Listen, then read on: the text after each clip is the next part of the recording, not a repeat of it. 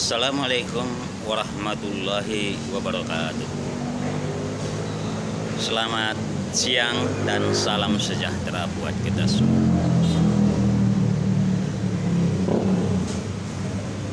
Pada awal penciptaan alam semesta beserta seluruh yang ada di dalamnya, termasuk atmosfer, planet, bumi, daratan, lautan, termasuk komponen-komponen lingkungan hidup di dalamnya, termasuk air, hutan, tanah, udara, dan lain-lain sebagainya.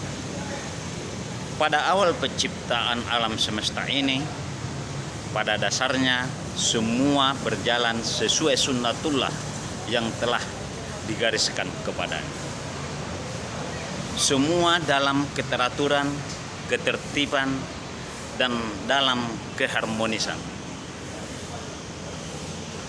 Namun babak selanjutnya setelah manusia diciptakan ke permukaan alam semesta ini, maka perlahan namun pasti kegoncangan dan ketidakseimbangan alam ini mulai terasa. Manusia dengan akal, pikiran, dan nafsu yang ada dalam dirinya cenderung untuk melakukan eksploitasi terhadap kekayaan sumber daya alam maupun yang terkandung di dalamnya.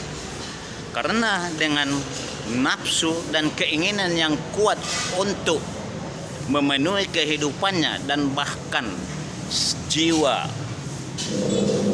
rakus, sifat rakus dan tamak yang ada di dalam dirinya, maka manusia cenderung melakukan kerusakan di permukaan bumi ini.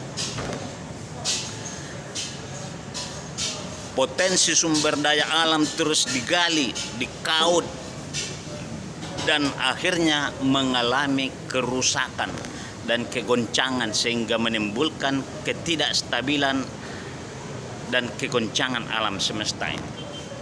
Maka perlahan namun pasti komponen-komponen lingkungan yang ada di alam semesta ini perlahan mengalami kerusakan. Hutan, pohon-pohon yang ada di hutan terus ditebangi, dieksploitasi untuk bahan baku industri baik yang ilegal maupun yang legal. Air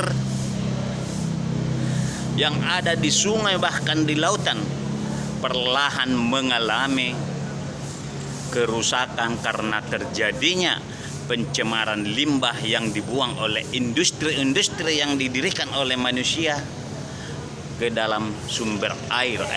Air perlahan juga mengalami degradasi karena kualitasnya menurun dan kuantitasnya juga menurun. Begitu juga dengan komponen dan sumber daya alam yang lainnya. Terus digali, pertambangan terus digali ke dasar perut bumi, sehingga habis yang tidak bisa berkembang, lama-lama semakin habis dan punah.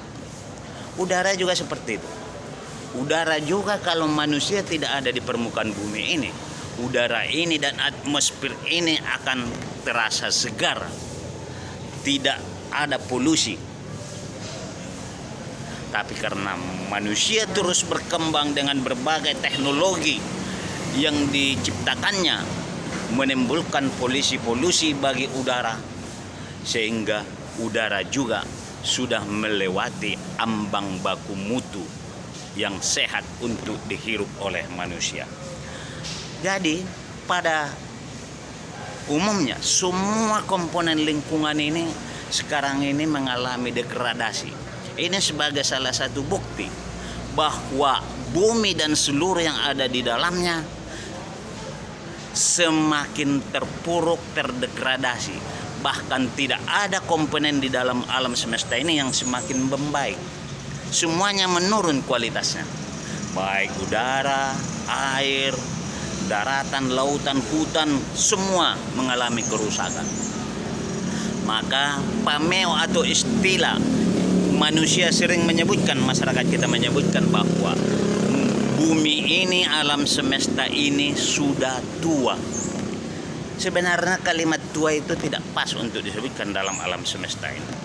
Karena alam semesta dengan seluruh yang terkandung di dalamnya itu mampu memperbaikinya di dirinya sendiri, mampu meregenerasinya kalau tidak ada campur tangan mengintervensi oleh manusia itu sendiri.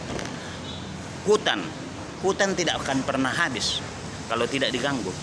Karena hutan pohonnya yang tua, tapi hutannya tetap dia lestari. Dia mampu melakukan regenerasi, akan tumbuh dengan sendirinya dengan subur bila tidak diganggu oleh manusia. Air juga seperti itu. Air itu walaupun keruh, tetapi dia bisa membersihkan atau menyucikan dirinya sendiri. Dia memiliki filterisasi yang secara otomatis dia lama-lama akan air yang keruh dari gunung sana turun, dia akan lama-lama akan menjadi bening dan bersih sendiri. Karena ada ekosistem yang mempengaruhi sehingga kualitasnya semakin membaik. Tapi karena turut campur tangan manusia, maka alam semesta akan menjadi rusak. Oleh karenanya saya mau menyampaikan sebuah pesan kepada kita semua, bahwa mulailah kita sekarang berbuat hal-hal yang kecil namun berdampak besar bagi kehidupan manusia di permukaan bumi. Merawat alam semesta, merawat atau menjaga bumi semesta alam ciptaan Tuhan ini, itu sama dengan menjaga diri sendiri dan anak cucu kita. Ketika kita menjaga atau merawat bumi ini, maka pada saat yang bersamaan di situ kita telah menjaga dan melestarikan alam semesta ini. Merawat bumi sama dengan merawat dan menjaga diri kita sendiri. Sebagai contoh kecil, iklim mikro. Kalau kita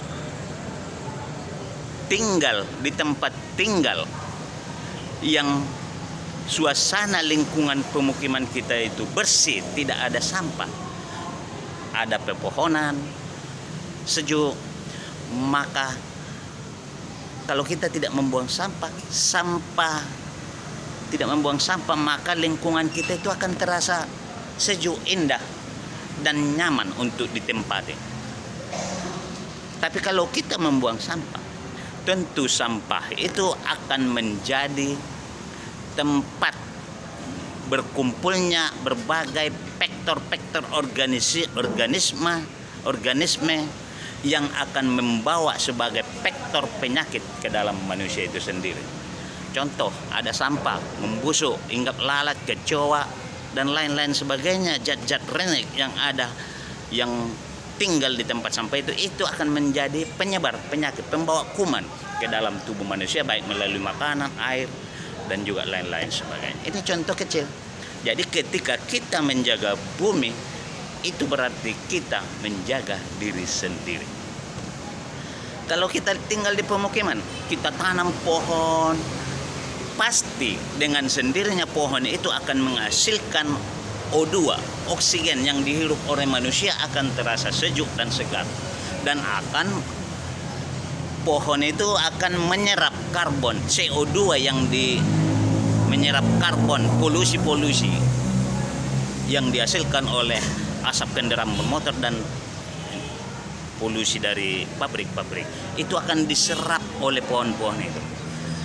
Dengan sendirinya lingkungan secara mikro, lingkungan kita itu akan lebih nyaman, enak untuk ditempati dan layak untuk ditempati. Dan selain itu, kalau pemukiman kita atau tempat tinggal kita itu banyak pepohonannya, maka air sumur kita akan lebih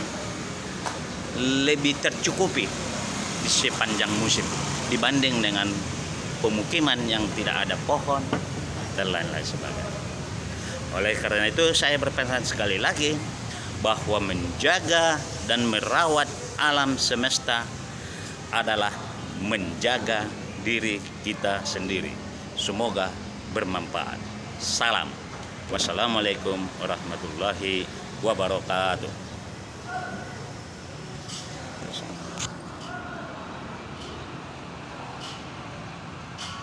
Ya deh.